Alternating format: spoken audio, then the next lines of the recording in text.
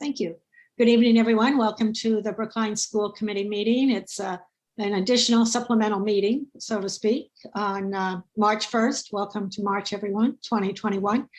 We have one agenda item, and that is to interview Dr. Guillory. So we are excited for this evening, and I am going to turn it over to Helen, who has been chair of the search committee.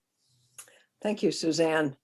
So I'm really excited tonight. We have one of the last pieces that we're going to be doing before the school committee votes, and that is to interview Dr. Guillory tonight. Each school committee member will have a question that they're going to be asking, and I think we'll just go straight into it. I have the honor of the first question.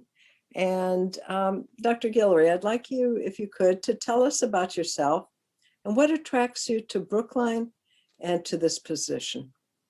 Certainly. Good evening, everyone. I appreciate the opportunity to share this time and space with you this evening. As Helen said, my name is Linus Guillory, and I am applying for the superintendent's position in Brookline, primarily because of the advertisement that you all thoughtfully put together in terms of outlining your vision, the vision for education that you have in the system, but also the important work that you're looking to tackle over the upcoming years. I think that work speaks to my core. It's certainly something that I have deep interest in and have engaged in over my 20+ years in education. So that speaks volumes to me. Your commitment to closing achievement gaps and opportunity gaps amongst your students, bringing the joy to the workplace, working on teacher morale, staff morale, and certainly this idea of equity, inclusion, and diversity in the workplace and in the student experience. So all of those three coalesce, and that spoke to me and said that's something that I'm ready to dive deep into at this point in my career. Also, my background is I began as a middle school science teacher in Houston, Texas. I spent 3 years in the classroom working in a large middle school just north of Houston. We ran about 1,200 students in that school. From there, I went and transitioned to NASA Johnson Space Center, and I worked there for about 6 years. And that gave me the opportunity to hone my skills in professional development. So a large portion of my work initially was engaging in professional development with educators. And that was a new undertaking for me. Then I moved over to the Teaching from Space office, which allowed me to really work on systems. So whether they were existing systems or systems that we had to create or refine, that gave me a unique experience in that. And so, it was the perk of working at NASA, but it was the great learning that happened in those spaces. From there, I transitioned back to what I would call traditional, the K-12 sector, and served as a middle school assistant principal. Then when my wife finished graduate school, we moved up north and I took a position as an elementary principal. And from there moved into central office as a director of science, then moved back to the building as a high school principal. And then from there, the remainder of my time has been at central office, serving as a school chief, deputy superintendent, then transitioning to the Boston area as an academic superintendent, and now a chief schools officer in Lowell. And so that is a 20+ year span of time. It doesn't seem like it's been that long, but it has. And I hope that the age is not showing on my head yet. I just said my hair has gotten a lot thinner than it was when I began my career. So. Well, thank you. That's wonderful. So the next question will be by Jennifer. Hi, thank you for joining us. It's nice to see you. Could you tell us a little, how would describe your philosophy of teaching and learning? And what do you think are the essential components of a high quality, comprehensive educational experience for students? So I think in that response, it's the 3 R's, relationships, relationships, relationships. I also think that it's the other 3 R's, the rigor, relevance, and again, the relationship aspect of that. So my philosophy for teaching and learning is certainly meeting students where they are with an idea of where they need to be. So what does it take to have a well-defined or well-rounded education for students? I think that's an important component. So not only are you looking at the academics, but then you're thinking about the arts, the athletics, what other components might we, or how might we develop our students? So it's while you're developing those skills, but it's also what are the soft skills that the students are engaging in? So how are you working on a team? How are you developing your capacity as a human being to interact with other human beings? All of these opportunities help refine that, and then you blanket that with, or you wrap around the services of the social emotional learning aspects for the student as well. So I believe in supporting teachers with good quality professional development. I also think there's an opportunity for our teachers to serve as leaders, them working, honing their skills, but also learning from the best of what's in the system. And then what are the research-based practices out there that exist for us as well? So I think all of those coalesce sort of into how I would see supporting the quality of teaching and learning within the system. And certainly embedded in that are what you would expect for the standards. The standards serve as the foundational aspect of it. That's not the ceiling. Each student has the ability to push their full potential, and it's our job as educators to help them maximize or reach that potential. Okay. Next question is from Dimitri. Thank you. Linus, it's nice to see you again. So the question is, describe a challenging professional situation that you would handle differently now that you have had time to think about it. What might you have done that could have altered the outcome? Yeah, so I think that question is one that was and had just recently actually had a similar situation that I did handle differently after reflecting on the first one. But it was one of those situations where I had a school leader that was actually underperforming. And rather than, and it was well known within the system that this person was challenging or had some challenges. And so I think that taking a more direct and deliberate approach with individuals, as well as providing specific and timely feedback, I think is super critical. So that's what I learned. I didn't do that in that instance because of the number of challenges presented there. But in the end, the outcome, or the desired outcome, I think was achieved. So fast forward that to a situation where an individual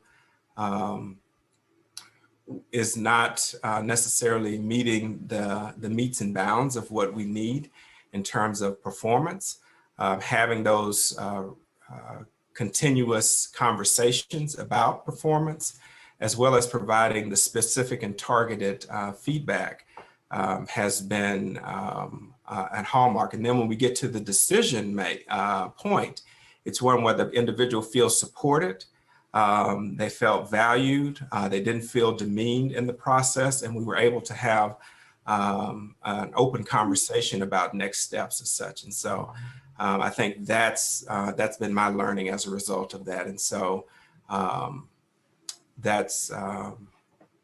think that's been helpful for me and both the recipient of that type of feedback as well. Thank you. Thank you.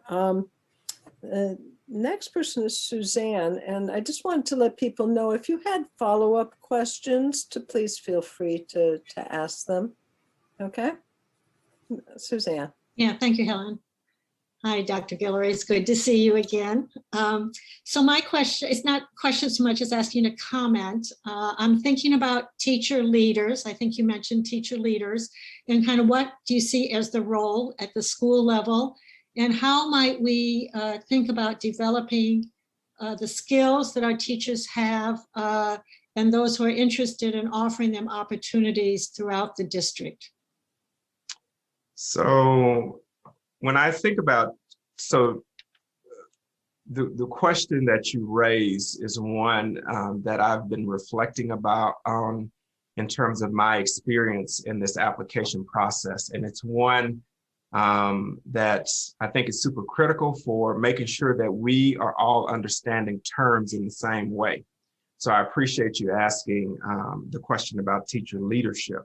So the natural aspect is that anyone that's working in our system naturally is serving in a leadership role anytime you're working with others. So our teachers in their current positions serve as leaders because they are leading their individual classrooms. When I think about teacher leadership in terms of how I'm thinking about it, I'm thinking about those that maybe serve as team leaders, department chairs, and that may not be the specific language that Brookline uses, but I'm thinking about that person that's not quite ready to jump to administration, but has some ideas of wanting to do more than they're currently doing in the classroom. So I think defining that, whether we do that as a system or whether we look for those opportunities within the building. There are opportunities for teachers to assist with projects, either that their peers are working on or either that the school principal or school leadership team defines for them. So then when I think about it as a system level, it may become some form of an induction program, a leadership induction program, if teachers are looking to convert to leadership, or if they're looking to take a more substantial role within the teacher organization, how might we set systems up to empower them to do those types of things? And so in this context, though, I'm thinking about specifically around professional development. One of the aspects that I frequently do with my principals in terms of principal leadership is I meet with a small group when we're planning professional development. And I might say, okay, here are the goals that we want to accomplish. What do you feel is the best or the most appropriate path to get there from the seat of a current principal? And we'll work that avenue, work that professional development that way. So I think similarly, that's the way I'm thinking about teacher leadership. Thank you. Okay. Mariah. Mariah, we can't see you. Oh, Here I am, sorry. that's okay. I have a really loud 4-year-old here, so. I get it. Nice to see you again, Linus. Do you want me to put you at the end? Would that be better? If you don't mind, that actually might be better. Sure. Thank you. Sure. We're very flexible in Brookline. Very flexible, no problem. Andy. It's great to see you again, Linus. I really enjoyed watching your conversation with the families last week. So I see that in at least one of your previous positions, you've engaged in collective bargaining with a union. So my question would be about that. So what do you think a school district can do to improve its chances of having a productive relationship with its union? And maybe more specifically, what do you see as the preconditions for a successful negotiation? What was the preconditions for a successful negotiation? So collective bargaining can be one of those experiences that either goes very well or it goes awry, and everything in between. So I think what the preconditions, one of the preconditions, again, I think hinges on the relationship between both parties or the entities that are involved. So how how strong are those relationships? And if those relationships are strained, how might we work to improve upon those relationships? That's one aspect of it. I think the other aspect of it is focusing in on the common goal. What is it that we are looking to achieve? And recognizing from the beginning that we are not going to agree 100% on all matters, but what are the essential elements that we want to work towards? In Rochester, we frequently travel to Boston with the superintendent, the then superintendent, as well as the president of the Teachers Association.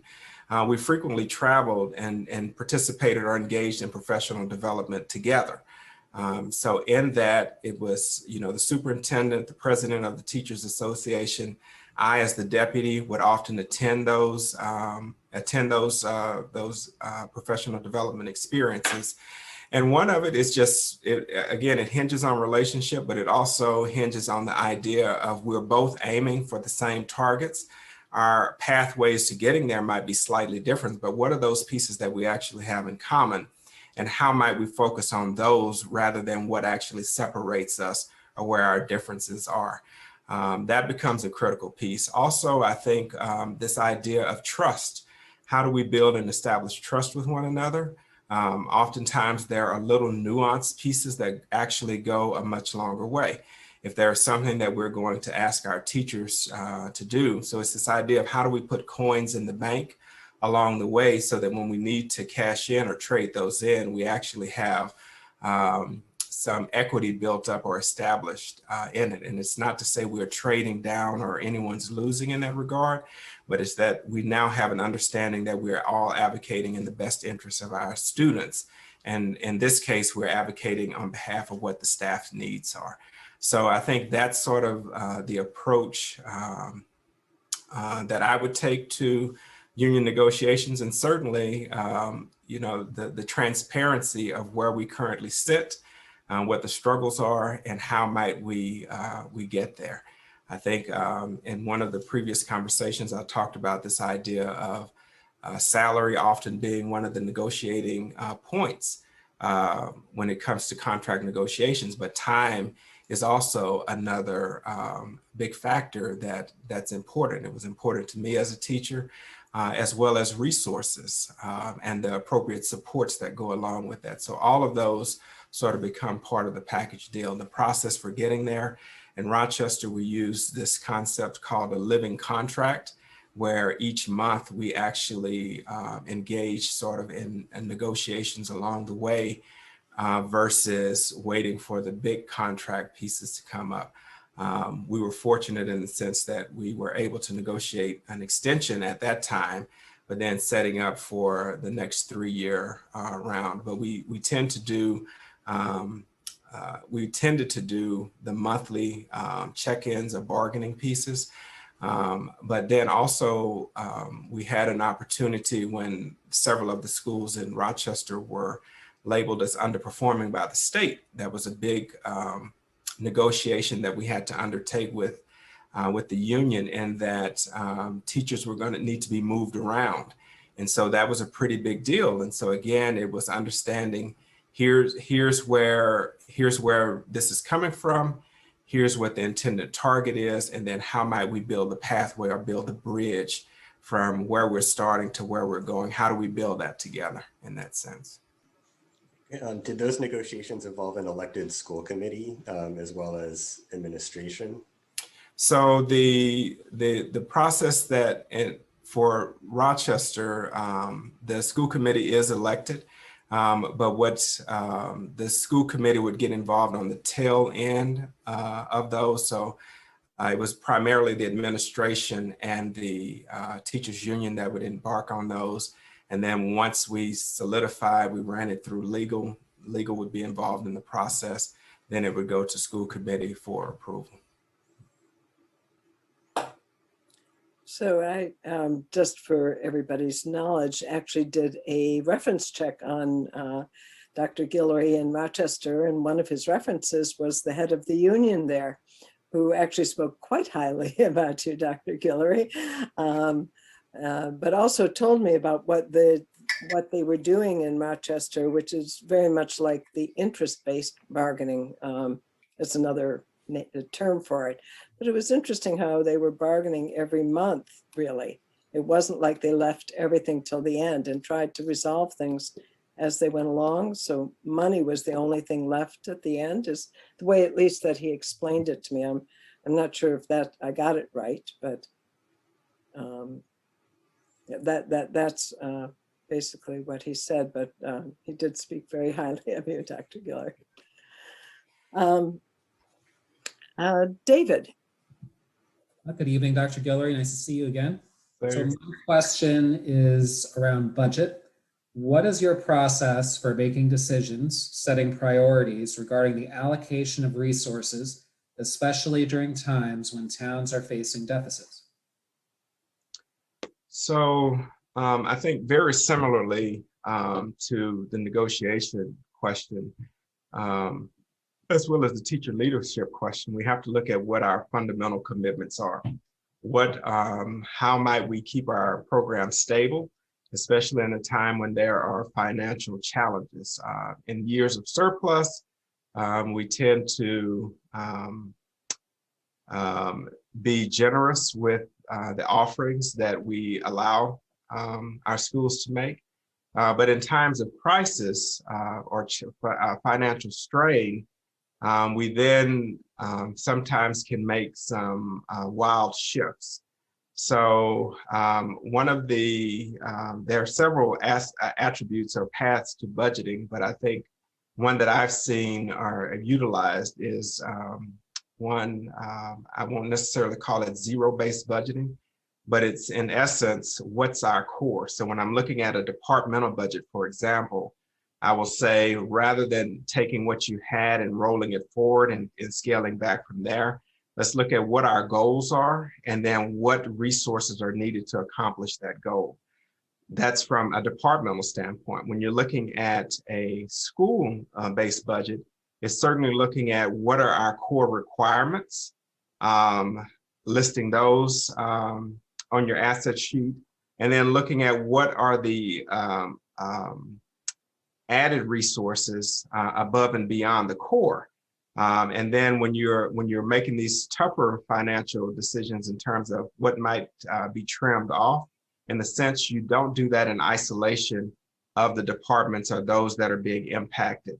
You allow, again, focusing on what our North Star is, what's our goal, what are we really trying to achieve here? And you allow the system, you facilitate the system of those parties that are involved in making or contributing to those decisions. And when agreement can't be reached, then you have to ultimately make some of those harder choices, but you communicate the decisions all along the way. You keep your constituencies involved and informed along the way.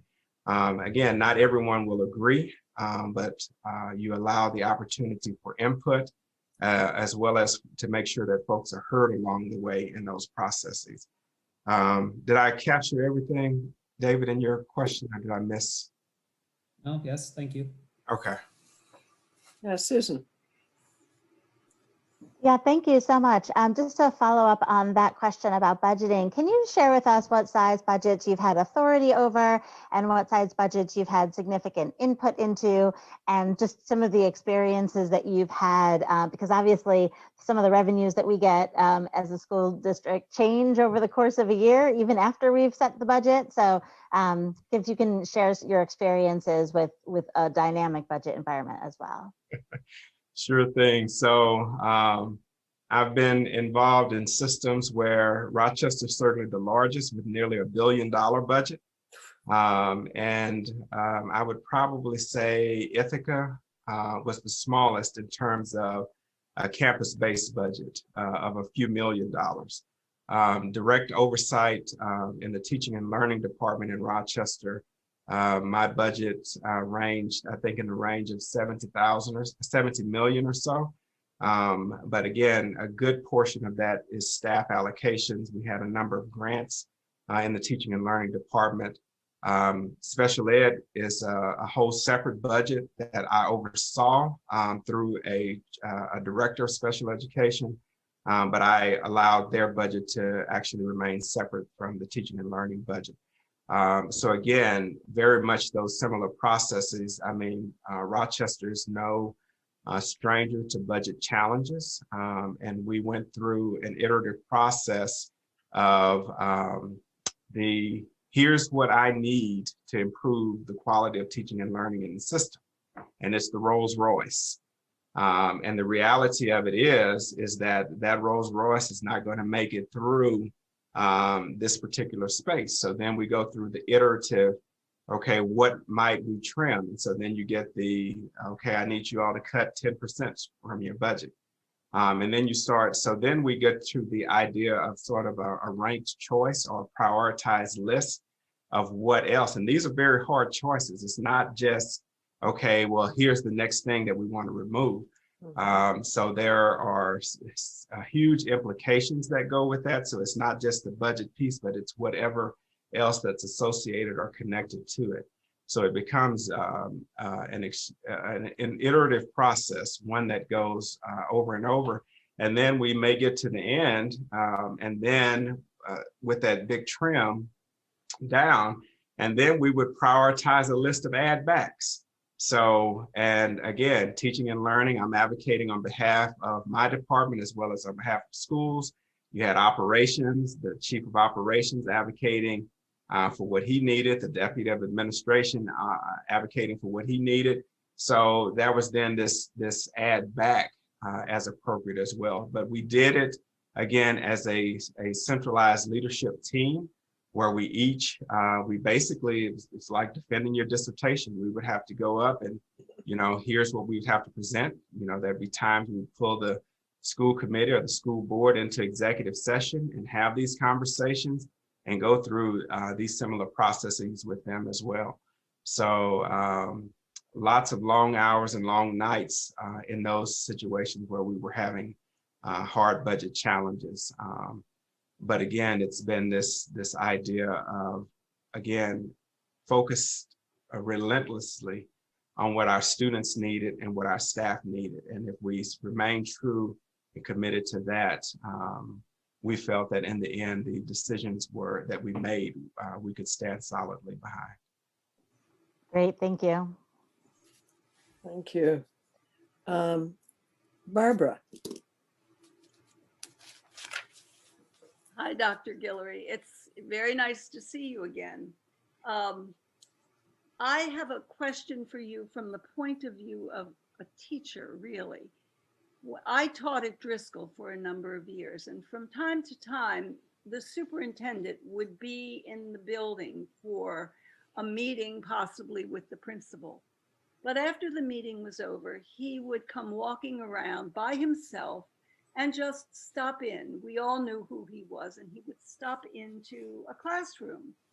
And I am wondering if that were you, and you walked into a 5th grade classroom, what would you look for in the students, in the teacher, and in the environment that would tell you that effective learning was taking place?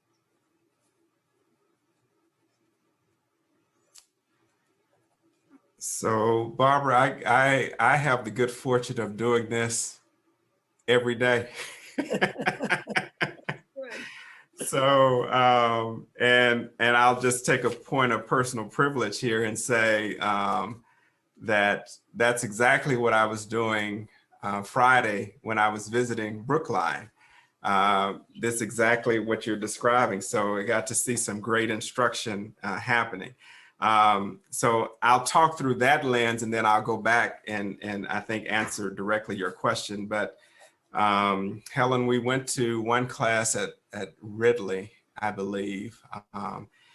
One of the classes that's standing out to me, and I think it was a social studies classroom, and the teacher was given an assessment.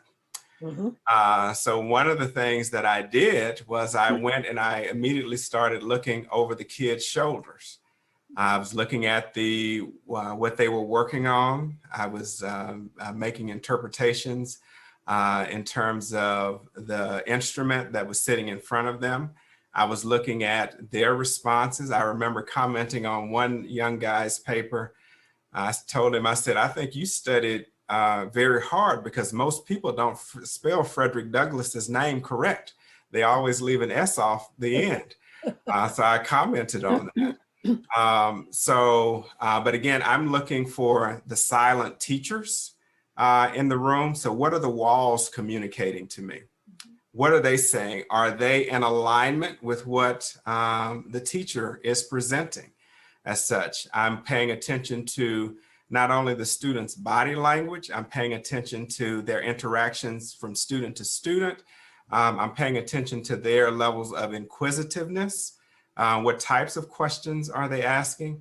And I'm paying close attention to what the teacher is saying and doing as well. So what types of prompts or motivators is the teacher using? What resources, what materials, what manipulatives might the teacher be engaging with? I saw also at Pierce, we walked into I think it was a middle school, a middle level science room, and the teacher was, they were working on the tilt of the Earth's axis, and she was presenting that concept, which is very, very hard and very abstract for students, but she was doing it in such a way. I was like, wow, I didn't teach it that way. So I was like, oh, I think I can steal this this idea. So I'm looking for that aspect of Wells. How engaged am I as a learner in the lesson? So that sort of gives me that sense of what's happening in the classroom. Is it a classroom where, Helen was saying, okay, Linus, we have to go. Or is it one that when I walk in, I'm ready to walk right back out? So all of those types of things I'm taking into consideration as I'm visiting classrooms. Would it be any different at the high school? Was there any other things besides what you have already said that you would be looking for in particular in a high school class? Well, I think for the high school, that aspect of it, and that's where I spent a good number of years as a building leader. Again, what's top of mind for the students? Are the topics they're discussing relevant to what's happening actually in the world in which we're getting ready to pass them to? I found my visit at the high school just absolutely remarkable in terms of the different groups of students that I had the opportunity to interact with. I got a chance to take a little peek into the SWS system over there, as well as I met with, was allowed to go into the Medco students' inner sanctum, see or listen to some of their conversation, as well as the students that joined me during their X block. But all of those aspects, I'm looking for what's relevant, what's top of mind for them, and how are the adults engaging in that need that they're raising. So it's one that we're not just pushing a content to the students, but we're actually responding and reacting to their direct needs, because the older the students get, and our younger ones do the same thing, but the older our students get, the more articulate they become in saying, this is what I need right now. And how might we interweave the content into what they need right now, or how might we put it on pause to actually respond to their direct needs? So that's what I would say the adjustment that I would make when looking at a high school classroom. Thank you. Okay. All right, we can move on. But that was a fun day walking around with you, I must say. And I think for those of you who don't know, Dr. Gilroy also got roped in by some of the high school students into this new, I don't know if it's a club or an action group that's trying to work on equity. And they invited him, and I think you joined them, correct? I did, yeah. On Friday. So it was a full day. Okay. Mariah, how are we doing? We're doing better. Great. Sometimes it just takes a little time. That's right. Okay, I'll start again. Linus, nice to see you again. I was wondering if you could talk a little bit about your experience, which as I understand it, has mostly been in turnaround districts and or what we quote unquote turnaround districts, and how you see that experience being applied to Brookline, which is not in that position, although we might have had a couple of some struggles recently, and how you see those experiences being applied here. Yeah. So again, being a systems thinker, I think it's looking at it through that lens. I would say that all of my experiences that I've engaged in professionally have prepared me to do my work, whatever that work is, much more efficiently and much more deliberately. So the work that I've engaged in turnaround settings has been not easy work by any stretch of the means, but leveraging those experiences, those strategies, those techniques, it's more about what systems and how do we define problems, how do we talk about problems, how do we look at our opportunities, our strengths, how do we increase or accelerate those, and then how do we look at what would be considered weaknesses and actually coalesce a team around those bodies of work. So I would say that those experiences and what you have actually called out in terms of what are the achievement gaps that are happening there. So how might we look into those? How might we look at what's causing those gaps? What are the root cause analyses that are leading to those gaps? And then how do we go about attacking those and closing those over time? When you talk about racial disparities or racial inequities, how do you bring people together to have those hard conversations? How do you build synergy around that? How do you build a common language so that we're all speaking the same language and we can carry that work forward?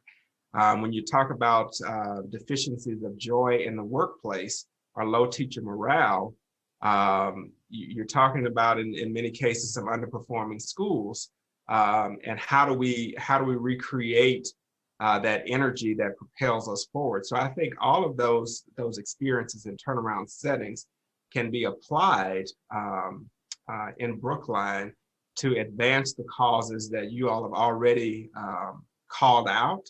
But then what else might we find along the way that's also going to need some fine tuning and adjusting? So I see the work as transferable in the sense that when you can move an underperforming school or an underperforming system, the work that we're talking about here is not the hard graduation rate of 18%.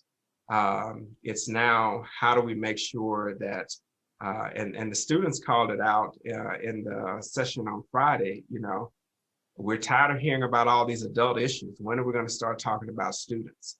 And so when you put your students back at the center, that's what turnaround work does. You put your students back at the center and everything else coalesces around that. If it doesn't impact or improve the quality of a student's life, let's take it off the plate. And so it's that laser-like focus on students and their needs, which then is a laser-like focus on staff and what their needs. And so students and staff taking care of them, working on the hearts and minds, that aspect of it, that becomes super critical for the transferability of the turnaround work to Brookline. Thank you. Did somebody want to follow up? No.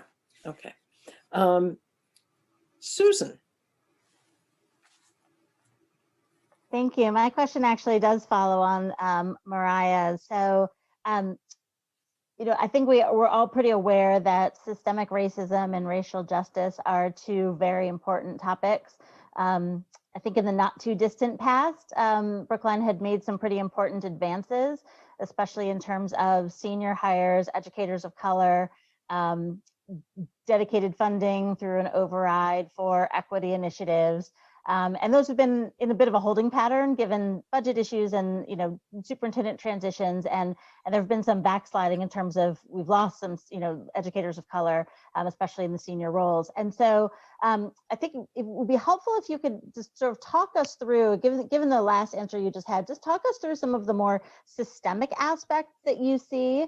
Sometimes when we talk about racial equity and racial justice, it gets to be a focus on interpersonal, which is important, but not quite at that systemic level. And so as a superintendent, you know, just all of the different pieces as you think about, you know, hiring, budgeting, curriculum, climate and culture, just if you can talk with some examples of how you've thought about it systemically, I think that will be really helpful for us to understand. So I think what I'll pull on or tease out maybe is the staffing aspect of that. So one question for me becomes what are the goals that we're actually seeking to accomplish, and have we defined those goals? Have we agreed upon those goals? Have we sanctified those goals in terms of an elected body? And if we haven't, then that might be where the exploration occurs. The other question that I would ask is then what's been happening in the system that's you are able to attract individuals of color, but you're not able to retain them. So that's yet another body of exploration that I would want to unpack. So again, not to come in and say, this is what I'm going to do, but I want to appreciate the work that's already happened, but I also want to understand it. Because to come in and just repeat something that you've already done and it hasn't generated what I often call the academic return on investment. If it hasn't generated that, then I don't want to expend our time, energy, and resources in doing that. So I want to understand and appreciate that. I also want to understand what might be your diversity goals in terms of staffing your building. So again, looking at where we presently are and what are we trying to achieve as such. What do our students say in terms of what their needs are, and are they being met as such? And so I think it's just understanding what's presently there, what are the goals that we're trying to get to, and then what's our commitment as a body, as a district, as an elected body, and then what are you actually charging me to actually go out and do? I'll have some ideas there certainly, but again, I would first want to understand the work that's happening in the system. And then when you talk about how might we engage in professional learning over the course of time, what have you done already? And then what do we actually need to, what's our ongoing professional development like? Too many times I've seen these starts and stops where I think you've articulated that you made some budget commitments when there was a windfall in the budget, but it's now seems to be on hold or in suspense. So these starts and stops will sometimes impede us much. It actually put us 2 steps back because then when we're starting again, it's, you know, I've been a teacher. Okay, here we go with the same old soup warmed over again. So how then do we do this in a respectful manner so that we individualize to a degree where folks might be in their current learning, and then how do we then give them that choice to sort of choose their journey, but then what's the continuity or the continuous pieces that we want everyone to have in those experiences. So that's just, I think, you know, scratching the surface of that important work. But again, you're talking about a multi-year commitment. And then when you're bringing staff in, I mean, that's the opportunity that you have to make the most important decisions for what's going to be happening over the long term of your system. Where are their hearts and minds when it comes to diversity work, anti-racism, all of that? Where do they presently sit? Because if you're bringing in an incalcitrant person on board, you're just setting yourself up for years of battle there. So how might we be more strategic in the hiring in terms of where, what's in the top of people's mind and what have they done in the past that gives us some understanding or some belief that they're committed to the work. And again, I'll just give a shout out to the crew that Helen mentioned, the students, Rowan and Rohan, that invited me to join their racial equity group that they're servicing at the high school. But there was a powerful group of adults that they also brought into that session. And again, those individuals have the hearts and minds to engage students in that work. And so how then do we allow those students to have a platform? How do we support them? How do we grow that work? Those become the things that I start thinking about. And again, with them taking the grassroots effort, I think they'll be able to move it much more quickly than any system piece that we could put in as an organization. Great, thank you. Wow. Thank you. Does anybody have any other questions? I know that we've all listened to the parent interviews and a number of the other ones. So it's hard to keep on asking some of the same questions again, but this is obviously for the public who hasn't been able to go to some of the other sessions. And I see Mariah has another question. I don't necessarily have another question. My question is there anything we haven't asked that you think we should know? A good question. Or any questions you have for us? Well, so now, Mariah, I'm going to play devil's advocate. Is there anything you should tell me that you haven't told me yet?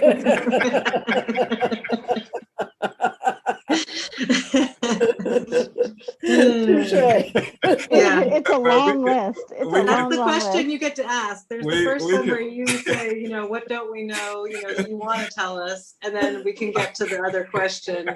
What haven't we told you? No. Well, Go ahead and we start. don't get to that until you sign the contract. And Well, I was gonna say we may need to take that one offline. But no, I just reflecting on the process. I think Helen asked me a question Friday when we were debriefing with the group, and it was, well, Linus, what were your expectations when you came Friday?